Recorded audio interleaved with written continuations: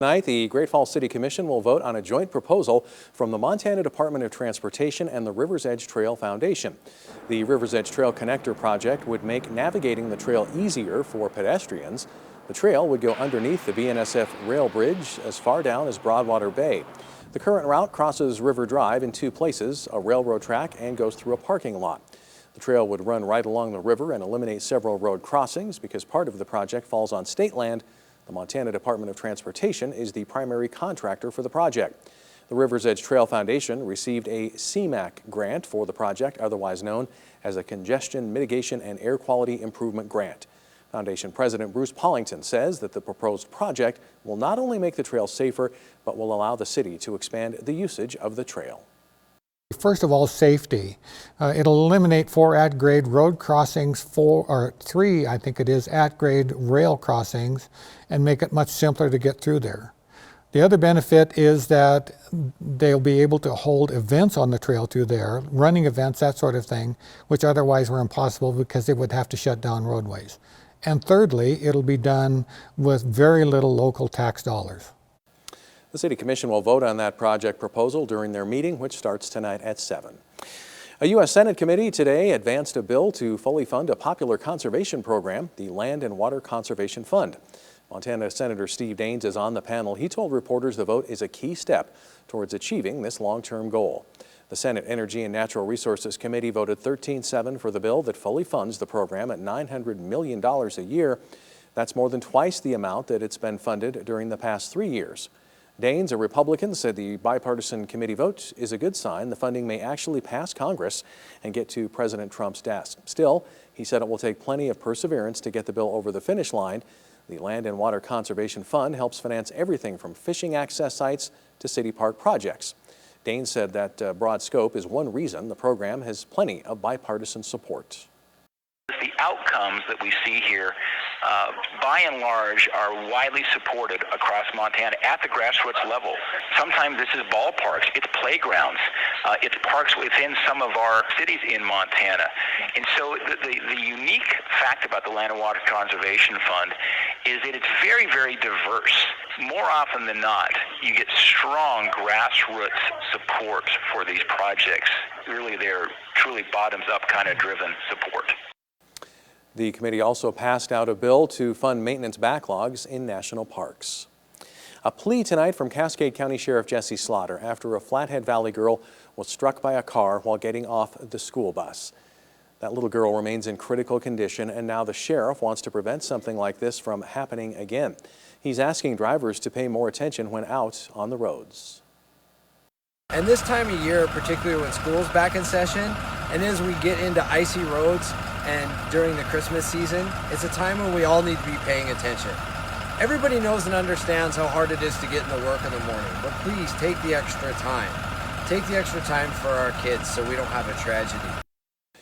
Sheriff Slaughter says that there's plenty of warning when a school bus is going to stop to let kids off. There's the flashing lights and stop sign. He says if you're caught running a stopped bus, you will be ticketed and fined heavily.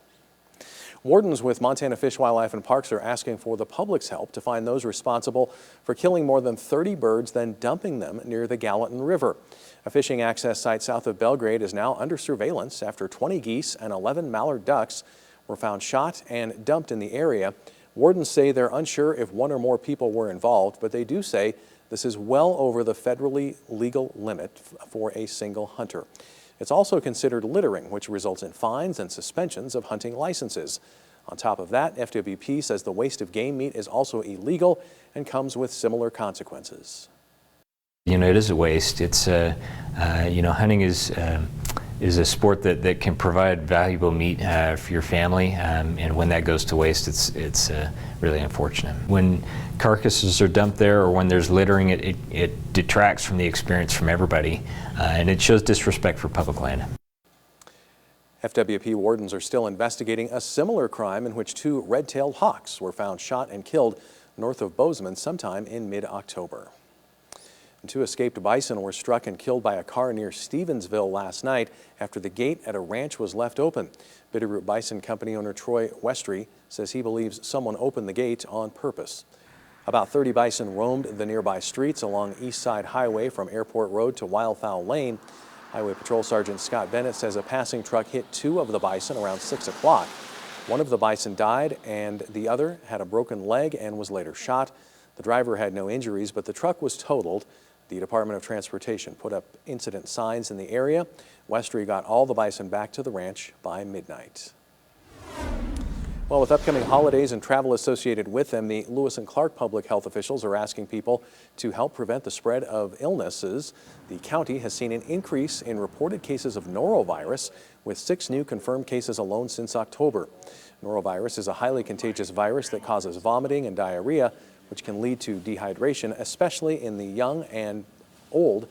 It takes only a few virus particles to make someone sick, and people should stay home if they're sick to avoid spreading the disease. In those instances where we have children in daycare, it just kind of flies right through there. So we want people to keep their children at home when they're sick and for 2 days after their symptoms resolve. And the same is true for food handlers because it's very easily passed through food. Norovirus is sometimes called the stomach flu, but the virus is different from influenza. Washing your hands and avoiding your face are good ways to limit your exposure to either virus. Coming up, Montana's K-12 public education system is being put to the test. We'll see if the state is making the grade in our MTN Investigates report.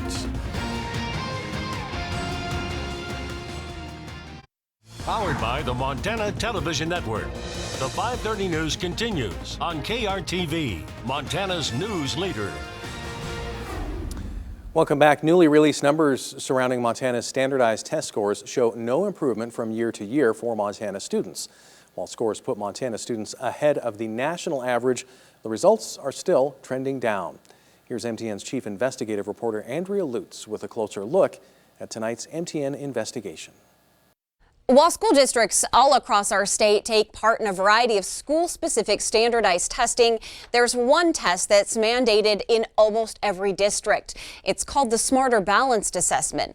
The federal government gives Montana federal dollars, and in return, teachers are asked to administer these tests with results to report back with. But how impactful is the assessment for teachers and students? Recent data is showing it might not be. Through the course of this investigation, I'll show you the most recent test results for Montana students, and the scores appear low. How long has Montana used this method, and what are those at the Montana Office of Public Instruction doing about them? I spoke with Superintendent Elsie Arnson, who says there's work to be done to get these scores higher. We have to say, this isn't right. This isn't appropriate. There's a problem. We're not going to shuffle this one under the bed. We're going to make sure that we put a bright light on it. We have to shout this thing out. And while OPI says the standard for these proficiency tests is challenging, they don't necessarily directly translate to grade level performance. One parent is going to weigh in on that. Tonight at 10, watch for my MTN Investigation, Making the Grade. Back to you. Well, as you can see behind me here, we've already got some snow-covered roads across the state, and the worst is yet to come. We'll break down the impacts of our winter weather after the break. Now, here's your Storm Tracker weather forecast with meteorologist Brandon Michaels. Well, our next round of winter weather is here. We've seen quite a bit of rain through the day. Now, as this low pressure continues to surge off to the south, more cold air filters into the state of Montana. We're going to see that rapid changeover to snow. Most of us have seen that changeover already. Satellite radar is showing still a little bit of rain being picked up, mainly from about Lewistown, Glasgow, that line southeast. Most of the rest of us have made the transition now that the sun has gone down over to those snow showers, and we expect that snow to continue through the night tonight. So Future Track doing a pretty good job of picking up that rain snow line, so that gives us some confidence that we might be on the right track with this system here through about 9 p.m. That's continuing to move off to the south. We're seeing more and more snow. Most of north central Montana dealing with snow showers through the overnight hours and even into tomorrow morning. We've got a little bit of snow. It's going to be lighter by tomorrow morning. The heavier snow is going to be falling overnight tonight, but still some lingering snow showers as we head toward about noon. Still some snow kind of on the southern fringes of our area here. Lewistown, Great Falls still getting into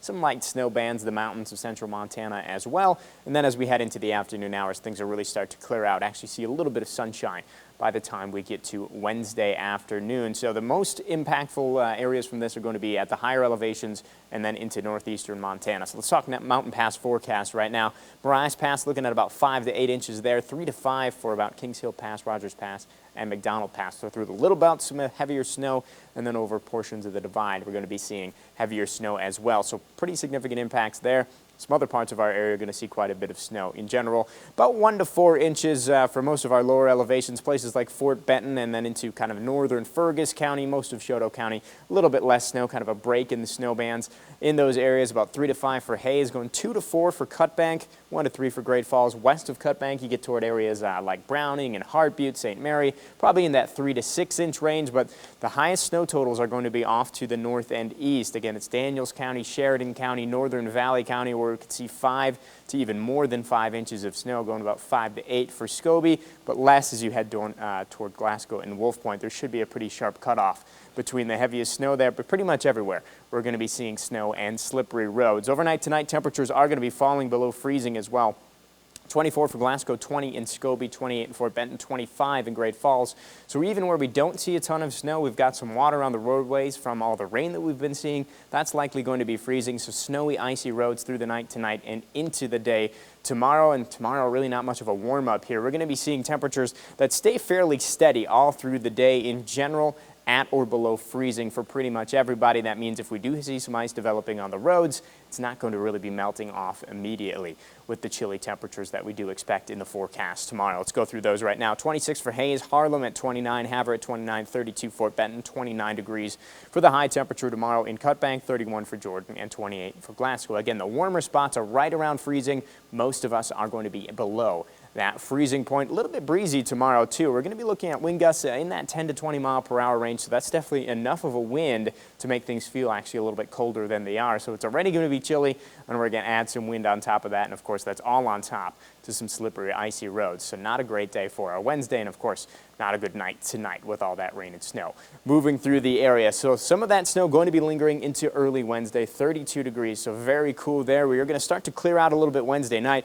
Chilliest temperatures are going to be Wednesday night into Thursday morning. We're going to be looking at teens and even some spots into the single digits. Then 40 by Thursday, though, good amount of sunshine, get a little bit of a breeze kicking up Friday, Saturday, Sunday. That'll bring us some more mild temperatures. Then we get into kind of an unsettled weather pattern as we head towards the end of the forecast here. We are going to be seeing some slight chances for rain or snow Sunday through Tuesday, and temperatures that are falling in that same time frame. Guys? All right, that 50 degrees on Saturday. Hopefully it's nice in Bozeman because we've got the big game of games coming up, and there's so many things at stake in this one. Yeah. Not just state bragging rights. Exactly. Both teams, ranked in the top 10. Both teams obviously headed to the playoffs, and this year's Cat Grizz game figures to be one of the biggest in recent memory. We'll check in with Montana and Montana State when we come back.